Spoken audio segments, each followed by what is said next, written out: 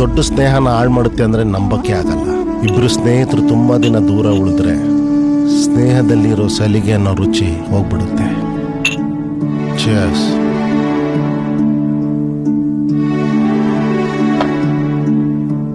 ನನ್ನ ನಿರ್ಧಾರಗಳು ನನಗೆ ಅರ್ಥ ಆಗುವಷ್ಟರಲ್ಲಿ ಅನಾಹುತ ಆಗ್ಬಿಡುತ್ತೆ.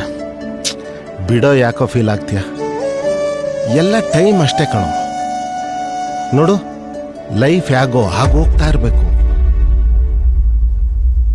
ಆದರೂ ಲೈಫಲ್ಲಿ ಫ್ರೆಂಡ್ಸ್ ಇಂಪಾರ್ಟೆಂಟ್ ಕಣೋ. ಲೈಫಲ್ಲಿ ಏನೇ ಆದರೂ ಎಲ್ಲ ಹೇಳ್ಕೊಳಕ್ಕೆ ಒಬ್ಬ ಫ್ರೆಂಡ್ ಇರಬೇಕು, ಇಲ್ಲಾಂದ್ರೆ ವಿ ಆರ್ ನಥಿಂಗ್.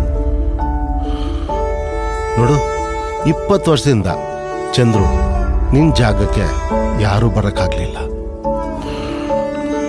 ನೀನು ಯಾಕೆ ಎಲ್ಲರಿಂದ ದೂರ ಇದೆಯೋ, ನಾನು ಹಾಗೆ ಎಲ್ಲರಿಂದ ದೂರ ಉಳಿದ್ಬಿಟ್ಟೆ.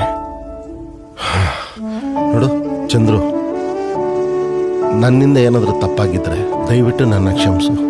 ಈ ಜಗ್ಗ ಏನು ನನ್ನ ಆತುರದ ನಿರ್ಧಾರದಿಂದ ತಪ್ಪಾಗಿದೆ, ಕ್ಷಮಿಸು ಅಂತ ನಾನು ಕೇಳಬೇಕು?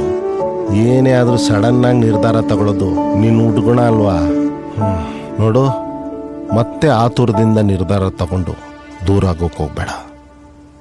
ಕುಡಿ. ಯಾಕೋ ಏನು ಯೋಚನೆ ಮಾಡ್ತಾ ಇದ್ದೀಯಾ? ಏನಿಲ್ಲ ಕಣ.